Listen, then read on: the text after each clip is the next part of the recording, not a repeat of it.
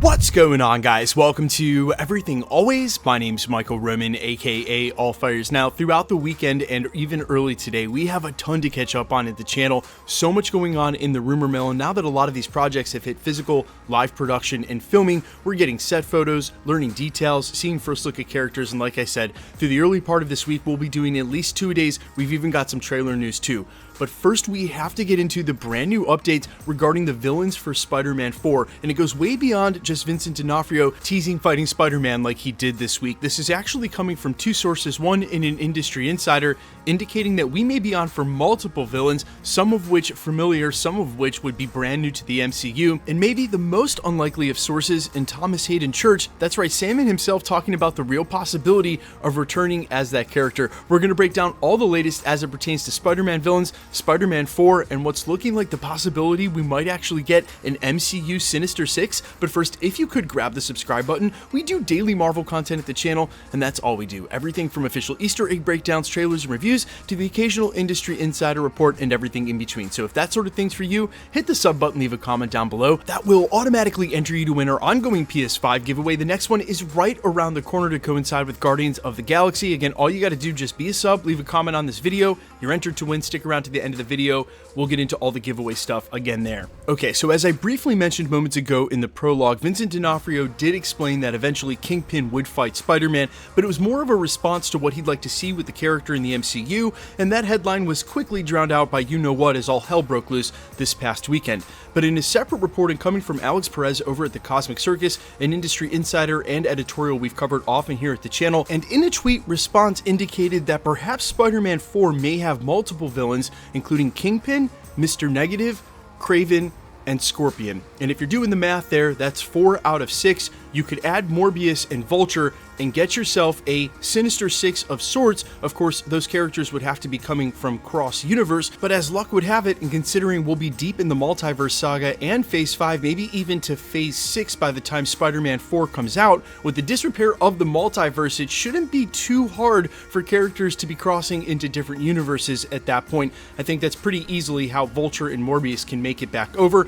and as we've said multiple times at the channel, and make no mistake about it, ultimately, Sony wants to cash in on Tom Holland's Spider-Man. Yeah, we may have Miles Morales coming in the future, and they are actively building out a Spider-Verse on that side, perhaps with Spider-Woman and a couple of others who have their TV shows on Amazon like Silk and Spider-Man Noir. And while we still wait to see what the big picture there is, the ultimate goal for Sony has always been to cash in on Tom Holland's Peter Parker. They've put all this time and effort into the MCU. They've built out the Rogues Gallery now in the adjacent form of a Venom movie, Morbius, Kraven on the horizon, and during Morbius made sure to connect to Tom Holland's Vulture villain. Once you bring that all together, the Sinister Six facing off against Tom Holland's Peter Parker is the ultimate plan, and so it sounds like that's what may be taking so long with Spider-Man 4 as they work all this out. I would also mention that Marvel telling Sony to put Spider-Man 4 on hold could be in direct response to them still formulating the bigger picture and the bigger story as they start to write and fix some of these films.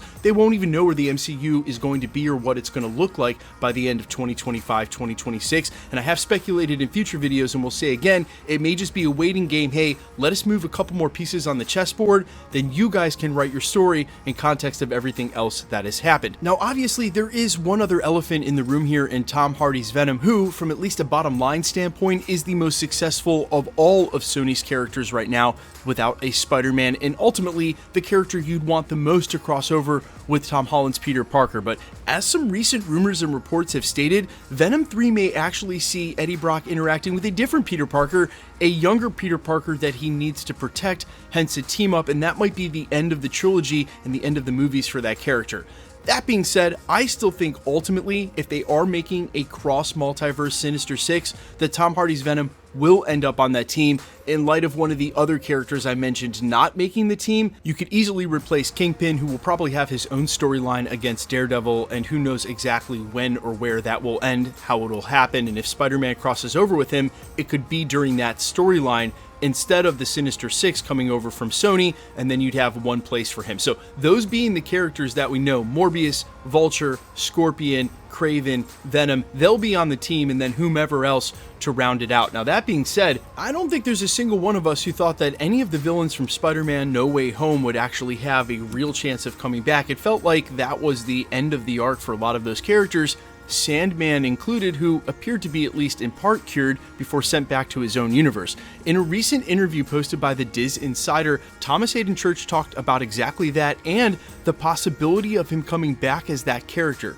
Quote, "We had a whole story involving his daughter for No Way Home, and it just ended up being cut. There was so much going on." He added that since his character wasn't given a lot to do with the last film, there is a very real possibility of him being allowed to come back and give his character more closure. Quote, "John and I and Amy Pascal and Kevin, we had a lot of conversations, and I would say the conversations have been had about the possibility of Sandman coming into a future iteration of it. The conversation has happened about him coming back and maybe picking up with a more fulfilling story. You know, with Flint not just being Sandman, but returning to human form." He teased that even though fans see Flint briefly after being cured at the end of No Way Home, he's still not human. Now, whether or not that means that figuratively or literally remains to be seen. Regardless, Church did a double down on the prospect of at least returning, as Flint Marko saying that's been discussed. So he is confirming they've talked about it at least during the time of Spider-Man No Way Home, of him being able to come into a future iteration. But what I would say is that maybe just wishful thinking on Thomas Haden Church's part, because bringing his character back